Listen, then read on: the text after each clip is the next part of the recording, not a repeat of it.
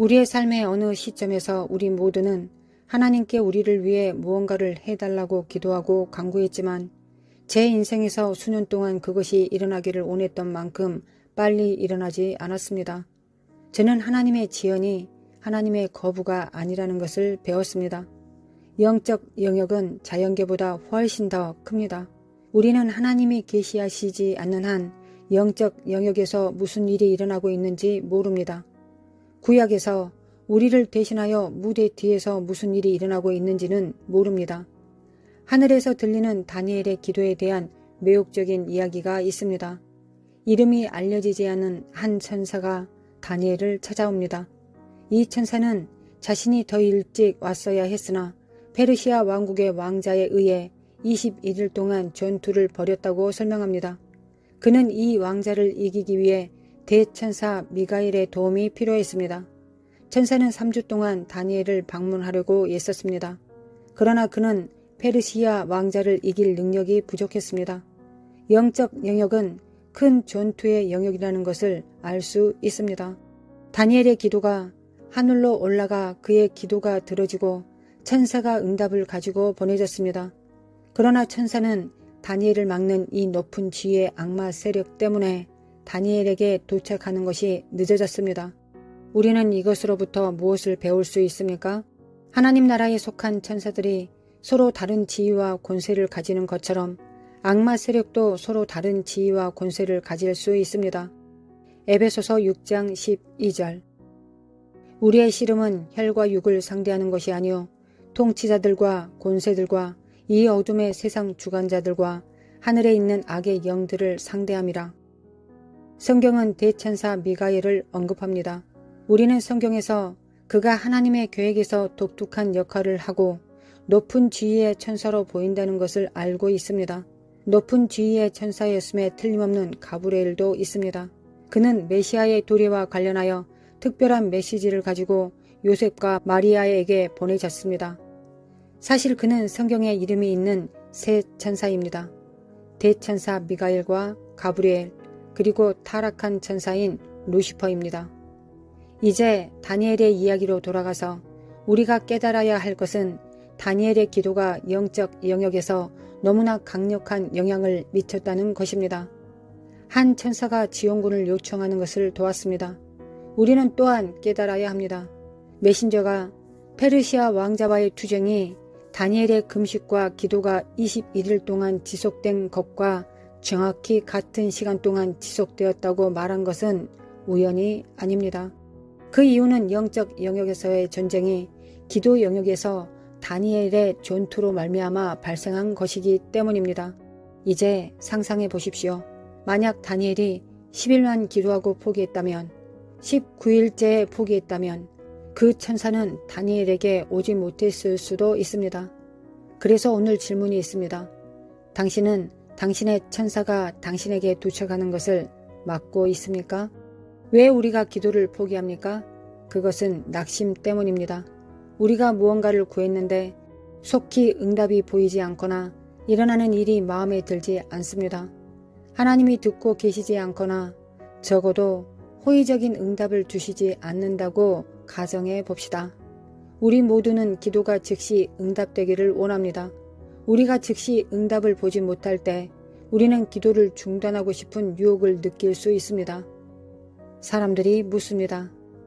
내가 기도를 포기해야 할 때를 어떻게 알 수 있습니까? 제 대답은 항상 똑같습니다. 우리는 결코 하나님께로부터 향하는 것을 그만둘 수 없습니다. 사람에게는 불가능한 일도 하나님은 가능하시다는 것을 기억하십시오. 성경은 하나님이 의인의 간절한 기도를 기뻐하신다고 말합니다. 그것은 기도의 길이가 아닙니다. 당신의 믿음과 열정의 힘입니다. 계속 두드리고 포기하지 말라고 격려하고 싶습니다. 기도는 오늘 당신의 문제에 대한 해답입니다. 사람도 아니고 의사도 아니고 변호사도 아니고 심리학자도 아닙니다. 하늘의 하나님께 드리는 당신의 기도가 바로 해답입니다. 우리가 변화를 보지 못하는 것이 우리의 말이 들리지 않는다는 것을 의미하는 것이 아니기 때문입니다. 그것은 기도하고 싸우는 당신에게 달려 있습니다. 기도가 하늘의 문을 엽니다. 기도는 당신이 갈 수 없는 곳을 가게 합니다. 사람으로는 할 수 없는 일이 하나님께는 가능합니다. 기도에 열정이 있는 사람이 되십시오. 기도에 포기하지 않는 사람이 되십시오. 그런 사람은 그들의 천사를 막지 않을 것입니다. 그런 사람은 그들의 기도가 하늘에 항상 닿기 때문입니다. 누가복음 11장 9절. 내가 또 너희에게 이르노니 구하라 그러면 너희에게 주실 것이요 찾으라 그러면 찾아낼 것이요 문을 두드리라 그러면 너희에게 열릴 것이니. 누가복음 18장 1절. 예수께서 그들에게 항상 기도하고 낙심하지 말아야 할 것을 비유로 말씀하여 끈질긴 과부의 비유에서 예수님은 우리에게 기도가 일회성 문제가 아니라고 가르치십니다. 예수님은 하늘에 계신 아버지께서 우리의 기도를 들으실 것이라고 격려하시지만 우리가 응답을 받을 때까지 반복적이고 지속적으로 기도할 필요가 있다는 것에 의심의 여지가 없으십니다. 만약 당신이 무언가를 위해 기도하고 여전히 하나님의 응답을 기다리고 있다면 이것은 당신을 위한 것입니다. 낙심하지 마십시오. 과부처럼 끈질기게 기도하십시오. 끈질긴 기도는 아마도 우리의 대적 사탄이 가장 두려워하는 무기일 것입니다. 우리가 즉시 돌파구가 보이지 않으면 사탄이 계속 기도하지 못하도록 낙담시키려고 합니다. 성경은 끈기를 가르치는 책입니다. 우리는 기도 생활을 지속해야 합니다. 끈기는 대가를 치를 가치가 있습니다. 당신이 상상할 수 있는 것보다 훨씬 더 풍부한 보상이 있습니다. 그러나 많은 신자들은 그렇게 하지 않습니다. 그래서 주변에 많은 믿음의 실패자들이 있습니다. 하루, 이틀, 9일 말씀이나 기도를 중단합니다. 그들은 지속의 대가를 기꺼이 지불하지 않습니다. 우리가 해야 할 일은 지속하는 것입니다.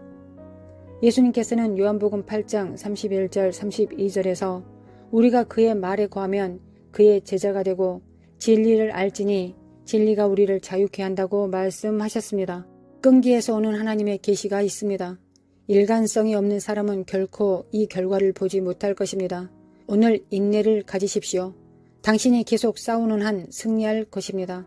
악마는 당신이 그를 허락해야만 이깁니다. 인생은 당신이 허락해야만 이길 것입니다.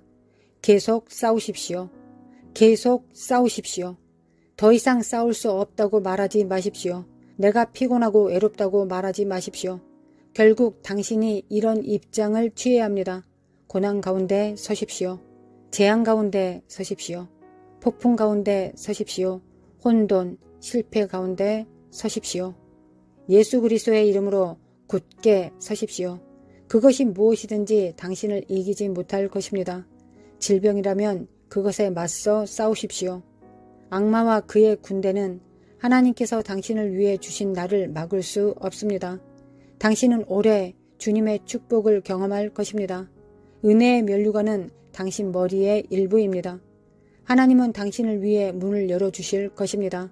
그러나 당신의 의무는, 당신의 책임은 사자처럼 담대해지는 것입니다. 당신 앞서간 사람들을 보십시오.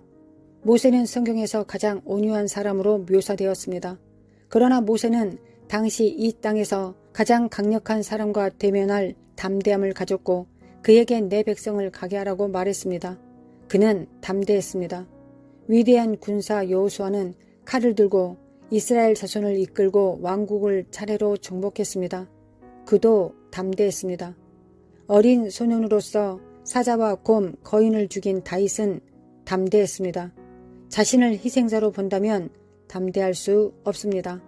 자신을 패배자로 본다면 담대할 수 없습니다. 자신을 겁쟁이로 본다면 담대할 수 없습니다. 아브라함과 이삭과 야곱의 하나님이 당신의 편입니다. 하나님께서 당신을 준비시키셨고 정복자보다 더 나은 존재로 만드셨습니다.